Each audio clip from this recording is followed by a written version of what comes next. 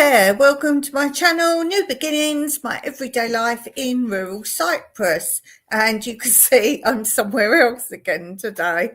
I am at home, but not in my usual studio. So today's is something for you to learn. Did you know this? I was just looking what the title was. Did you know this?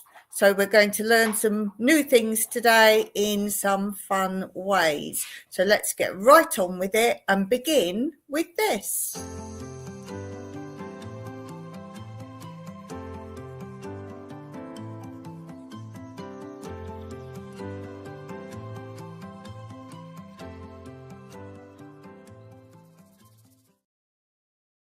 So today we're going to talk about grapes. Staphylia is how we say grapes in Cyprus. And it says the vine, together with olive, carob and citrus, are probably the oldest and most important trees in the life of the Cypriot. If you drive into the mountains of Limassol and Paphos, you will find hill after hill covered with vineyards, and almost every home has a huge vine covering the courtyard, giving ample shade during the summer and plenty of fruit in the autumn. On the plains, there are sultanas growing on large plantations, which are one of our main exports. We have many varieties of table grapes, apart from the plain black and white types. Veriko is the most famous of Cypriot grapes and is huge. The word comes from the English meaning very good, an expression I'm sure must have been used over and over again to praise it. The fruit is very often at least an inch in diameter, very fleshy but hardy, and one bunch of grapes usually weighs at least 2 to 3 okes. Now that is an old weight that we use in Cyprus. It is a late variety, and there are two kinds, the pale and the dark, of which the latter is very rare and very tasty. Sometimes these are kept until Christmas. Ophthalmo is a late variety and is really nice after the first rains in September or late October. Malaga is an early variety and is used for exports together with sultanas. Cyprus is the first on the European market with its grapes every year. Freola, strawberry, is a pale pink variety, hanging in rather long untidy bunches, and is usually ripe in August. We also have another variety which translates as eagle claw, and it's a very long and pale green variety. So the vine gives us grapes for export and home consumption. The tender leaves are used stuffed with mincemeat and rice.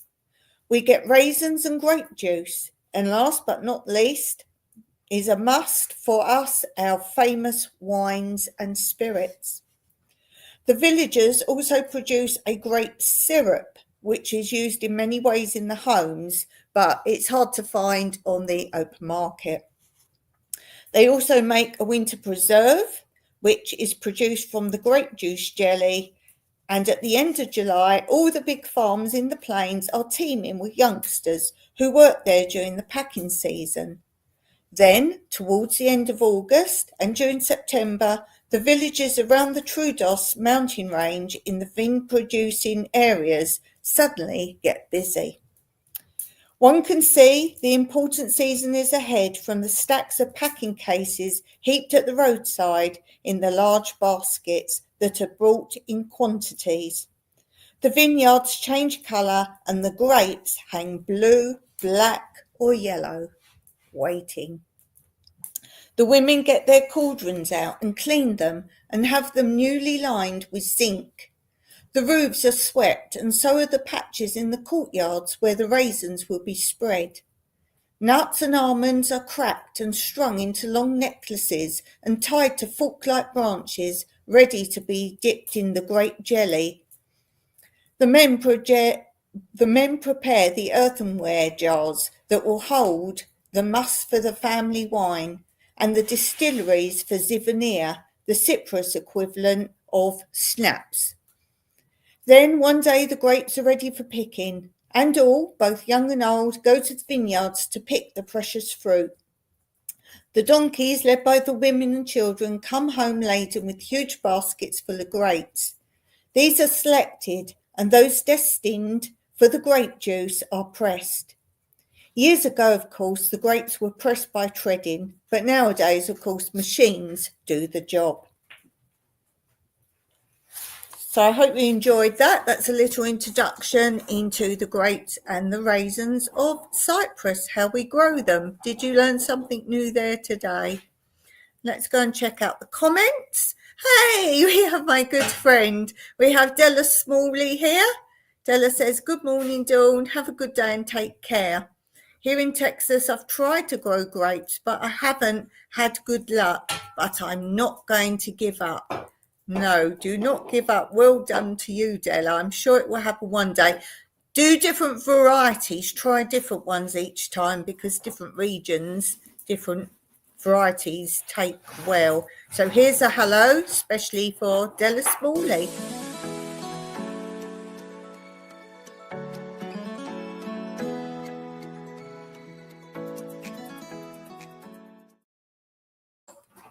So that's special hello to my friend Della, who's been one of my longest viewers, I believe, one of my longest viewers who still comments. So if any of you think you've been watching for a long time, then do let me know, and then we can see who my oldest viewer is, as in how long you've been with me. So while we're on gardening, let's have a look at this.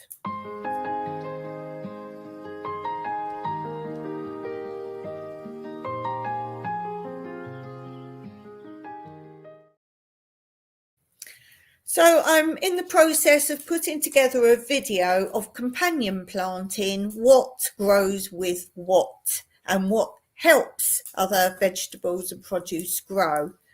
So I thought I'd share a little bit of information of that. Now this information is coming from one of my gardening books.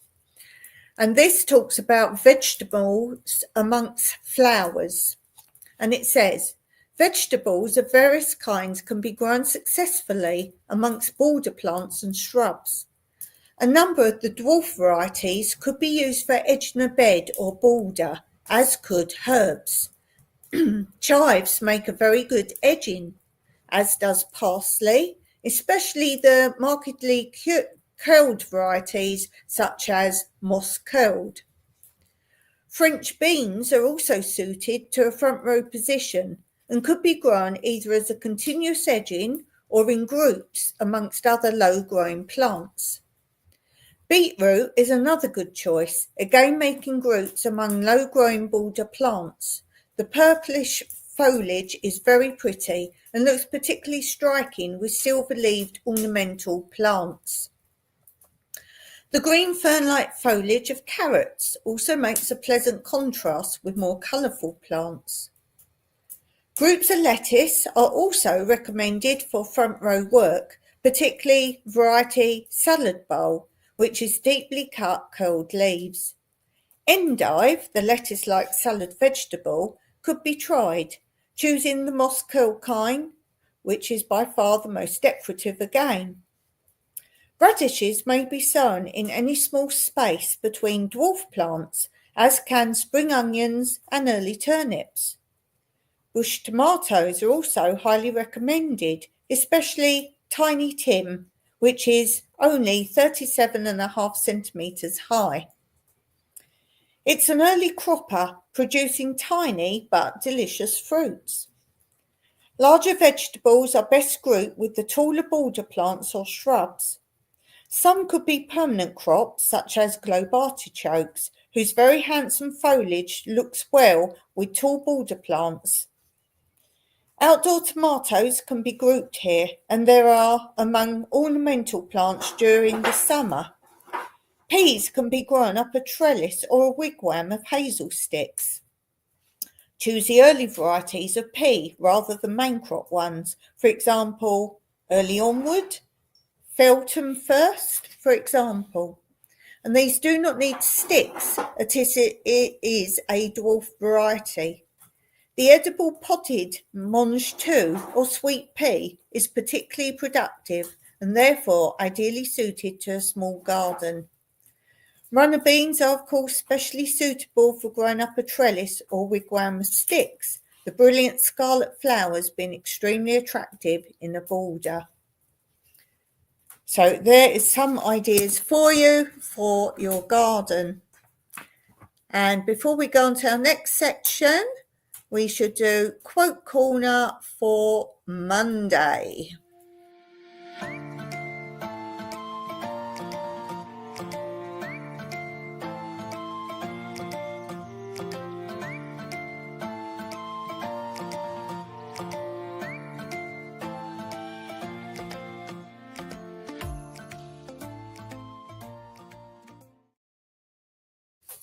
Okay, moving right along, continuing our Did You Know This theme of today, and let's do this.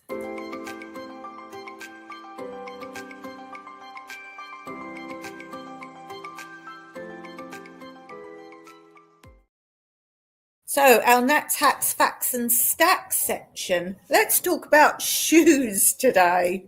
Shoes. Clean white leather shoes, belts or bags by applying a little cleansing milk on a pad of cotton wool. Leave for 10 minutes and then polish off with a dry duster. And the next hack. When cleaning sandals or openwork shoes, slip a plastic bag over your hand holding the sandal. This stops your hand being stained by the polish or the cleaner. And the next hack. Disguise a scratch on leather with a matching wax crayon. Remove seawater stains from leather shoes by wiping thoroughly with warm water. Then apply olive oil generously. Leave to stand a few days while the oil is absorbed and then polish. To dry wet shoes, fill them with crumpled newspaper. I'm sure you've all done this before, or your older generation family have done this before. Wrap each shoe in newspaper. Leave in a warm place so the paper absorbs the moisture. And the last one today, sprinkle a little baking soda in shoes to absorb the smells. And don't forget, if you've got any great hacks or tips, do drop them in the comments below and share them with others. I'm sure they will be very much appreciated. Okay, let's do my favourite section, which is this.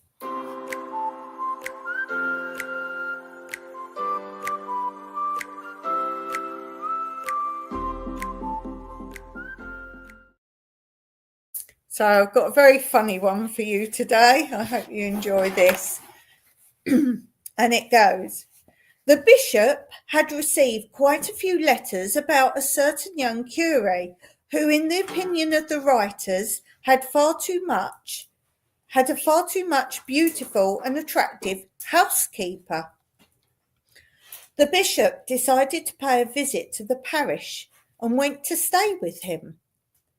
There was no doubt the housekeeper was both young and very beautiful, but all seemed to be in perfect order, and the bishop could find no fault at all in the way in which the young man behaved towards her.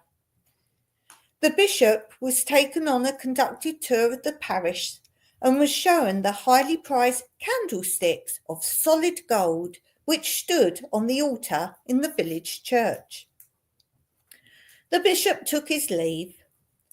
3 days later, he received a letter from the man telling of the odd fact that the candlesticks had been found to be missing.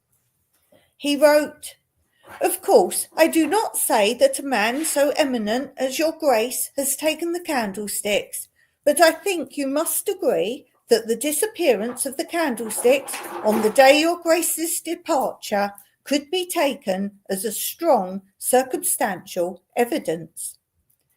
The bishop replied, "My son, I do not accuse you of sleeping with your housekeeper, but you must agree that the circumstantial evidence is very strong. You see, had you have actually slept in your own bed after my departure, you would have found where the candlesticks were."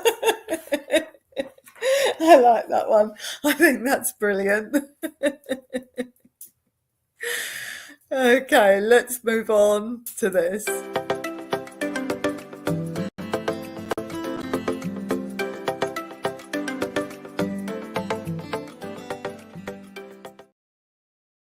Okay, so as usual, I'm going to fill you in of what's been posted on 2 of my channels.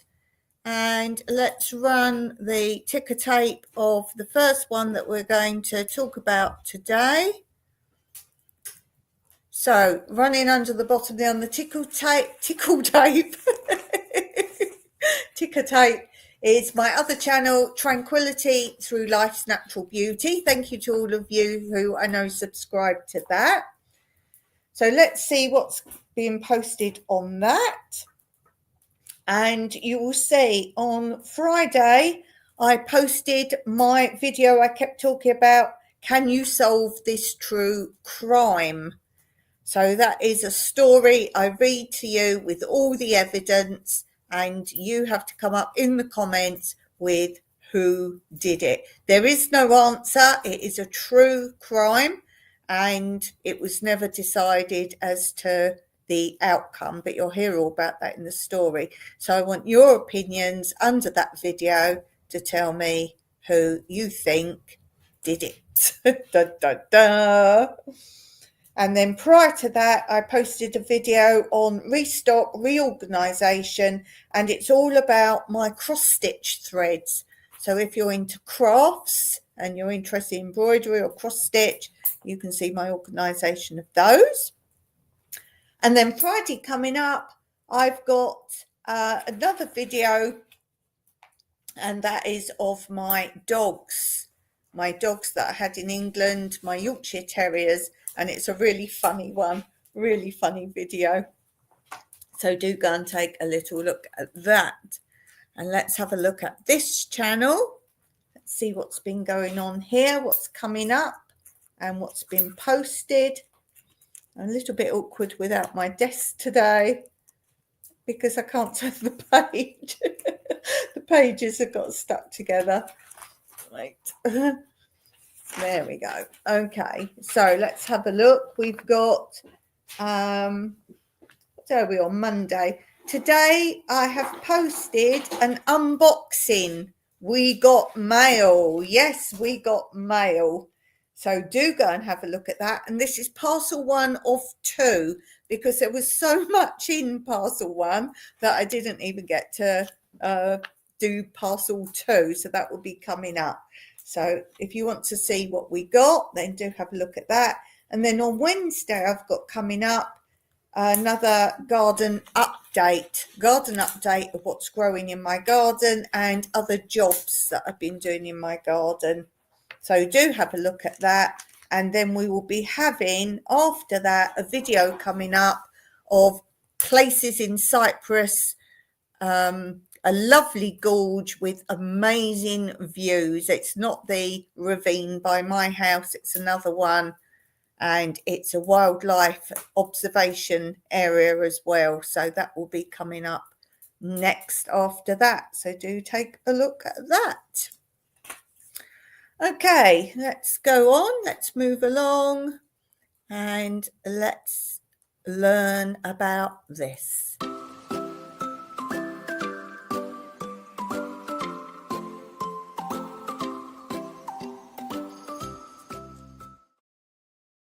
So continuing with our information on birds, this isn't about individual birds. This is about actual species of birds, how they work, how birds work, basically. So today we're talking about flocks. And it says some birds live in flocks while you see others only in ones or twos.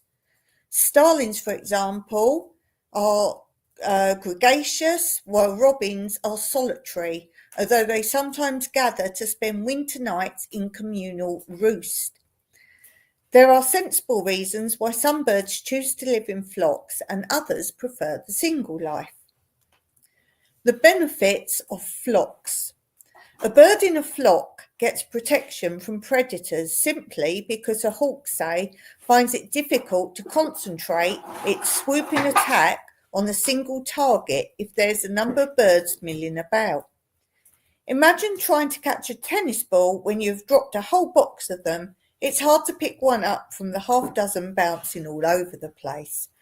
In addition, the hawk knows that it could hurt itself by colliding with one of the flock, so you will see starlings bunch into a tight formation if a hawk appears. There is safety in numbers. Each starling selfishly makes use of its companions because there's less chance of it being singled out by a predator if it's in a flock. Birds in a flock also stand a better chance in the event of an attack because many pairs of eyes are better for keeping watch. Careful experiments have proved that flocks take off sooner than a single bird when danger threatens. Even though the difference is measured in fractions of a second, it may be enough time to secure an escape. As a result, a bird does not need to spend as much time scanning its surroundings for danger when it is part of a flock. You will notice that a bird on your bird table stops eating at frequent intervals to cock its head and look around.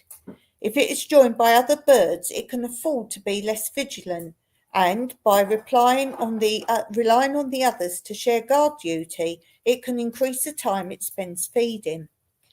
The second major advantage of flocking is that it helps birds find food. To save time searching for food, birds watch others to see what they find. After one or two starlings arrive at your bird feeder, a horde quickly descends. When the first bird swooped into the garden, the others realised that it had found a source of food and rushed to join it. With birds paying attention to the activities of others, word soon spreads that you're putting out pieces of food. The birds will flock to your garden. Then if the supply dries up, the disappointed visitors will look elsewhere, perhaps by following flock mates who appear to know where to go. Following others also operates at a local level when birds are feeding. In winter, flocks of tits, joined by goldcrests and tree creepers, feed on tiny insects and even smaller insect eggs on leaves or lodged into crevices. Such food must be hard to find, even by sharp-eyed birds, so time is saved by watching each other's efforts. If one tit finds aphids skulking in the foliage, the other birds will search leaves. When another finds rich pickings of a dormant caterpillar or pupae, the flock will start looking for this new food. So why do not all birds live in flocks if they provide such advantages? A solitary lifestyle has its compensations. Avoiding predators can be achieved by slipping into cover or relying on stealth and camouflage when it makes more sense to be alone. Feeding in a group is only an advantage if there's plenty of food. Flocking birds specialise in feeding on large patches of food. Pigeons descend on brassicas. Fairfields alight on hedges thick with haws, and goldfinches on waste ground covered with seeding groundsel. These patches are spaced out, and the difficult part is to find one. Therefore, many eyes make light work. Other kinds of food, however, are thinly but evenly spread. In these circumstances, birds in a flock only get in each other's way. It's better to hunt alone, concentrating in one area and getting to know where the best places are to search. When necessary, this hunting ground will be defended against rivals, as it is with robins and tawny owls in their winter territories. So I hope you're learning something new there today. And the final thing I want to do today is something I want to do live with you is this.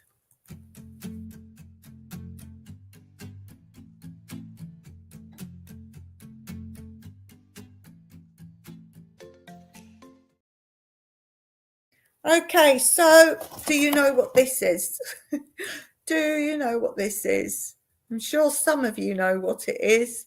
Well, this is okra, and this is the end of an okra season. This is how you want them to go when you want to get the seeds. Now, I recommend you leave the last few okra on your plant to dry out like this. Don't pick it until it's dried off like this. And you won't need many because each one contains many seeds. I have two. And do you know how to get the seeds out of okra? Well, basically, you do just almost crack them, just split them apart with your nail, and they quite easily come apart. And inside will be all the okra seeds. So just basically get your nails in there, just pull it open, crack it open.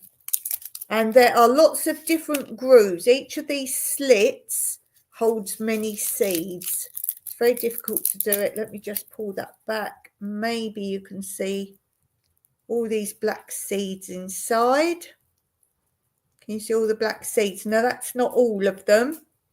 Each of these divisions hold loads of those seeds. So there's some here, here, here. And then all you've got to do, get yourself a little tray or something, and you can shake them out or just get them with your thumb and just prise them out. And when you think they're all out, just check, because there's often a few hiding. And that's how you get your okra seeds out. And I don't know if you can see how many are there, just from that one division. Just from that one division, there are many okra seeds. So just pull them apart. Let me put you down a little bit.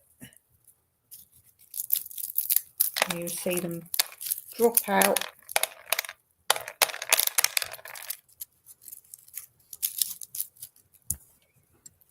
There.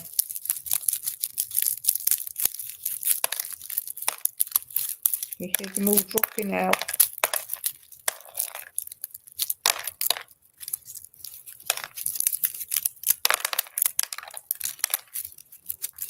There. So you will get many out there. There's more in there. There's a lot more in there.